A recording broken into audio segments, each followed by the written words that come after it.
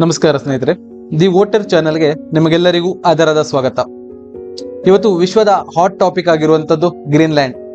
ವಿಶ್ವದ ಅತಿ ದೊಡ್ಡ ದ್ವೀಪಕ್ಕಾಗಿ ಅಮೆರಿಕ ಮತ್ತೆ ಯುರೋಪ್ ನಡುವೆ ಸಂಘರ್ಷ ನಡೀತಾ ಇದೆ. ಇವತ್ತಿನ ವಿಡಿಯೋದಲ್ಲಿ ನಾವು ವಿಶ್ವದ ಒಂದು ವಿಶಿಷ್ಟ ಪ್ರದೇಶದ ಬಗ್ಗೆ ಮಾತಾಡೋಣ, ಅದೇ ಗ್ರೀನ್ಲ್ಯಾಂಡ್. ಇದು ಭೂಮಿ ಮೇಲಿರುವ ಅತಿ ದೊಡ್ಡ ದ್ವೀಪ. ಹೆಸರೇ ಹೇಳುವಂತೆ ಇದು ಹಸಿರಾಗಿಲ್ಲ, ಬದಲಾಗಿ 80% ಅಷ್ಟು ಭಾಗ ದಟ್ಟವಾದ ಮಂಜುಗಡ್ಡೆಯಿಂದ ಆವೃತವಾಗಿದೆ. ಭೌಗೋಳಿಕವಾಗಿ ಇದು ಉತ್ತರ ಅಮೆರಿಕ ಖಂಡದ ಹತ್ತಿರ ಇದ್ರೂ ಕೂಡ ರಾಜಕೀಯವಾಗಿ ಯುರೋಪ್ ಜೊತೆಗೆ ನಿಕಟ ಸಂಬಂಧ ಇರುವಂತಹ ಪ್ರದೇಶ. ಇಲ್ಲಿ ಜನಸಂಖ್ಯೆ ಒಂದು ಅಂದಾಜಿನ ಪ್ರಕಾರ 50ರಿಂದ 2 ಲಕ್ಷ ಜನ ಅಷ್ಟೇ. ಇಲ್ಲಿನ ಆಡಳಿತ ವ್ಯವಸ್ಥೆ ಬಗ್ಗೆ ನೋಡ್ಬೇಕಂದ್ರೆ ಗ್ರೀನ್ಲ್ಯಾಂಡ್ ಒಂದು ಸ್ವತಂತ್ರ ದೇಶ ಏನಲ್ಲ, ಇದು ಡೆನ್ಮಾರ್ಕ್ ದೇಶಕ್ಕೆ ಸೇರಿದಂತ ಒಂದು ಸ್ವಾಯತ್ತ ಪ್ರಾಂತ್ಯ. ಗ್ರೀನ್ಲ್ಯಾಂಡ್ಗೆ ತನ್ನದೇ ಆದ ಸಂಸತ್ತು ಮತ್ತೆ ಸರ್ಕಾರ ಎರಡೂ ಕೂಡ ಇದೆ. ಜೊತೆಗೆ ಶಿಕ್ಷಣ, ಮೀನುಗಾರಿಕೆ, ಪರಿಸರ ಅಂದ್ರೆ ಎನ್ವಿರಾನ್ಮೆಂಟ್ ವಿಷಯದಲ್ಲಿ ತನ್ನ ನಿರ್ಧಾರವನ್ನ ತಾನೇ ತೆಗೆದುಕೊಳ್ಳುತ್ತೆ. ಆದರೆ ವಿದೇಶಾಂಗ ನೀತಿ, ರಕ್ಷಣೆ ಈ ತರ ವಿಷಯಗಳ ನಿರ್ಧಾರವನ್ನ ಮಾತ್ರ ಡೆನ್ಮಾರ್ಕ್ ಸರ್ಕಾರ ನೋಡಿಕೊಳ್ಳುತ್ತೆ. ಇತ್ತೀಚಿನ ಬೆಳವಣಿಗೆಗಳ ಬಗ್ಗೆ ಹೇಳ್ಬೇಕಂದ್ರೆ ಇತ್ತೀಚಿನ ವರ್ಷಗಳಲ್ಲಿ ಗ್ರೀನ್ಲ್ಯಾಂಡ್ ಇಡೀ ವಿಶ್ವದ ಗಮನ ಸೆಳೀತಾ ಇದೆ. ಇದಕ್ಕೆ ಮುಖ್ಯ ಕಾರಣ ಹವಾಮಾನ ಬದಲಾವಣೆ. ಜಾಗತಿಕ ತಾಪಮಾನ ಏರಿಕೆಯಿಂದಾಗಿ ಇಲ್ಲಿನ ಮಂಜುಗಡ್ಡೆ ಕರಗ್ತಾ ಇದೆ ದಿನೇ ದಿನೇ. ಇದರಿಂದಾಗಿ ಅಲ್ಲಿ ಅಡಗಿದ್ದ, ಇಷ್ಟು ದಿನ ಯಾರ ಕಣ್ಣಿಗೂ ಕಾಣ ಸಿಗದಿದ್ದ ಬೃಹತ್ ಪ್ರಮಾಣದ ಖನಿಜಗಳು, ತೈಲ ಹಾಗೂ ನೈಸರ್ಗಿಕ ಅನಿಲದ ನಿಕ್ಷೇಪಗಳು ಪತ್ತೆಯಾಗಿದೆ. ಜೊತೆಗೆ ಇಲ್ಲಿನ ಸಮುದ್ರ ಮಾರ್ಗಗಳು ಕೂಡ ವ್ಯಾಪಾರ ಮುಕ್ತವಾಗ್ತಾ ಇರೋದು ದೊಡ್ಡ ದೊಡ್ಡ ರಾಷ್ಟ್ರಗಳ ಕಣ್ಣು ಇದರ ಮೇಲೆ ಬೀಳ್ಲಿಕ್ಕೆ ಕಾರಣವಾಗಿದೆ.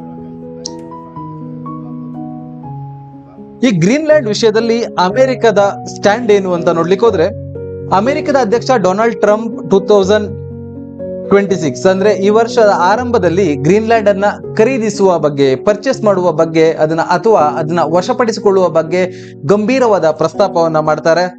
ಅಮೆರಿಕದ ಪ್ರಕಾರ ಗ್ರೀನ್ಲ್ಯಾಂಡ್ ತನ್ನ ರಾಷ್ಟ್ರೀಯ ಭದ್ರತೆಗೆ ಬಹಳ ಮುಖ್ಯ. ಚೀನಾ ಹಾಗೂ ರಷ್ಯಾ ಆರ್ಟಿಕ್ ಪ್ರದೇಶದಲ್ಲಿ ಪ್ರಭಾವ ಹೆಚ್ಚಿಸಿಕೊಳ್ತಾ ಇರೋದ್ರಿಂದ ಅಮೆರಿಕ ತನ್ನ ನೆಲೆಯನ್ನ ಗ್ರೀನ್ಲ್ಯಾಂಡ್ ಅಲ್ಲಿ ಭದ್ರಪಡಿಸಿಕೊಳ್ಬೇಕು ಅನ್ನುವ ಇಂಟೆನ್ಷನ್ ಹೊಂದಿದೆ. ಇದಕ್ಕಾಗಿ ಅಮೆರಿಕ ಡೆನ್ಮಾರ್ಕ್ ಮೇಲೆ ಆರ್ಥಿಕ ಒತ್ತಡ ಹಾಗೂ ಟ್ಯಾರಿಫ್ ಬೆದರಿಕೆಗಳನ್ನ ಕೂಡ ಹಾಕ್ತಾ ಇದೆ. ಹಾಗಂತ ಅಮೆರಿಕದ ಮಿತ್ರ ಕೂಟವಾಗಿರುವಂತಹ ಯುರೋಪ್ ಕೂಡ ಅಮೆರಿಕಾಗೆ ಸಪೋರ್ಟ್ ಮಾಡ್ತಾ ಇಲ್ಲ. ಬದಲಾಗಿ ಯುರೋಪಿಯನ್ ಒಕ್ಕೂಟ ಡೆನ್ಮಾರ್ಕ್ ಬಗ್ಗೆ ಅಮೆರಿಕದ ಪ್ರಸ್ತಾಪವನ್ನ ಕಟುವಾಗಿ ವಿರೋಧಿಸ್ತಾ ಬರ್ತಾ ಇದೆ. ಗ್ರೀನ್ಲ್ಯಾಂಡ್ ಮಾರಾಟಕ್ಕಿಲ್ಲ ಅಂತ ಡೆನ್ಮಾರ್ಕ್ ಪ್ರಧಾನಿ ಈಗಾಗಲೇ ಹಲವು ಬಾರಿ ಸ್ಪಷ್ಟಪಡಿಸಿದ್ದಾದರೆ, ಹಾಗೆ ಯುರೋಪಿಯನ್ ರಾಷ್ಟ್ರಗಳು ಗ್ರೀನ್ಲ್ಯಾಂಡ್ ನ ಸಾರ್ವಭೌಮತ್ವವನ್ನ ಗೌರವಿಸಬೇಕು ಹಾಗೂ ಅಮೆರಿಕ ತನ್ನ ದಬ್ಬಾಳಿಕೆಯನ್ನ ನಿಲ್ಲಿಸಬೇಕು ಅಂತ ಎಚ್ಚರಿಕೆಯನ್ನ ಕೊಡ್ತಾ ಇವೆ. ಅಮೆರಿಕ ಸುಂಕ ವಿಧಿಸಿದರೆ ಪ್ರತಿಯಾಗಿ ತಾವು ಕೂಡ ವ್ಯಾಪಾರ ನಿರ್ಬಂಧ ಹೇರುವುದಾಗಿ ಯುರೋಪ್ ಹೇಳ್ತಾ ಇದೆ. ಇದೆಲ್ಲ ನೋಡಿದಾಗ ಅಮೆರಿಕದ ನಿಲುವು ಸರಿಯೇ ಅನ್ನುವ ಪ್ರಶ್ನೆ ಬರ್ತದೆ. ಅದಕ್ಕೆ ನೈತಿಕವಾಗಿ ಮತ್ತು ಆಂತರಿಕ ಕಾನೂನಿನ ಪ್ರಕಾರ ಅಮೆರಿಕದ ನಿಲುವುಗಳು ಸರಿಯಲ್ಲ. ಯಾಕಂದ್ರೆ ಯಾವುದೇ ಒಂದು ಪ್ರದೇಶದ ಭವಿಷ್ಯವನ್ನ ಅಲ್ಲಿನ ಜನರು ನಿರ್ಧರಿಸಬೇಕೇ ಹೊರತು ಬೇರೆ ದೇಶಗಳಲ್ಲ. ಒಂದು ಪ್ರಜಾಪ್ರಭುತ್ವ ರಾಷ್ಟ್ರವಾಗಿ ಅಮೆರಿಕ ಇನ್ನೊಂದು ಮಿತ್ರ ರಾಷ್ಟ್ರದ ಭಾಗವನ್ನ ಬಲವಂತವಾಗಿ ಪಡೆಯಲು ಪ್ರಯತ್ನಿಸಿದ್ರೆ ಇದು ಅಂತಾರಾಷ್ಟ್ರೀಯ ಸಂಬಂಧಗಳನ್ನ ಖಂಡಿತ ಹಾಳು ಮಾಡುತ್ತೆ. ಇವಾಗ ಎಲ್ಲರಿಗೂ ಒಂದು ಕುತೂಹಲ ಇರತಕ್ಕಂಥದ್ದು ಏನಂದ್ರೆ, ಅಮೆರಿಕ ಮತ್ತೆ ಯುರೋಪ್ ನಡುವೆ ಯುದ್ಧ ಆಗತ್ತಾ ಅಂತ. ಒಂದು ವೇಳೆ ಆದ್ರೆ ಇದು ಅತ್ಯಂತ ಭೀಕರ ಪರಿಸ್ಥಿತಿ. ಒಂದು ವೇಳೆ ಅಮೆರಿಕ ಮತ್ತು ಯುರೋಪ್ ಗ್ರೀನ್ಲ್ಯಾಂಡ್ಗಾಗಿ ಸಂಘರ್ಷಕ್ಕಿಳಿದ್ರೆ, ಒಂದು ವೇಳೆ ಅಮೆರಿಕ ಮತ್ತೆ ಗ್ರೀನ್ಲ್ಯಾಂಡ್ ಸಂಘರ್ಷಕ್ಕಿಳಿದ್ರೆ ನ್ಯಾಟೋ ಒಕ್ಕೂಟ ಅಂತ್ಯ ಕಾಣಬಹುದು. ಅಮೆರಿಕ ಮಿಲಿಟರಿ ಶಕ್ತಿಯಲ್ಲಿ ಬಹಳ ಮುಂದಿದ್ರು ಯುರೋಪ್ ತನ್ನ ಆರ್ಥಿಕ ಶಕ್ತಿ ಹಾಗೂ ಒಗ್ಗಟ್ಟಿನ ಮೂಲಕ ಅಮೆರಿಕಗೆ ದೊಡ್ಡ ಏಟು ನೀಡುವಂತ ಸಾಮರ್ಥ್ಯವನ್ನು ಹೊಂದಿದೆ. ಅಂತಿಮವಾಗಿ ಈ ಹೋರಾಟದಲ್ಲಿ ಯಾರೂ ಗೆಲ್ಲುವುದಿಲ್ಲ, ಬದಲಾಗಿ ಅವರ ಶತ್ರು ರಾಷ್ಟ್ರಗಳಾಗಿರುವ ರಷ್ಯಾ ಮತ್ತು ಚೀನಾಗೆ ಇದರಿಂದ ಬಹಳ ದೊಡ್ಡ ಲಾಭ ಆಗಬಹುದು.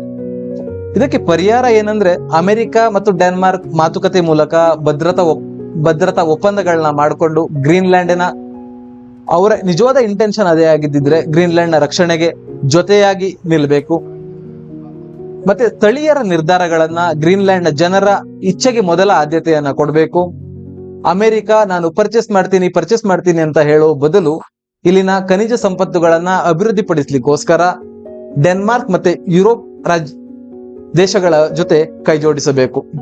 ಕೊನೆಯದಾಗಿ ಏನಂದ್ರೆ, ಇವತ್ತು ಗ್ರೀನ್ಲ್ಯಾಂಡ್ ಕೇವಲ ಒಂದು ಮಂಜಿನ ದ್ವೀಪವಾಗಿ ಉಳಿದಿಲ್ಲ, ಇದು ಜಗತ್ತಿನ ಭವಿಷ್ಯದ ಕೇಂದ್ರವಾಗಿದೆ.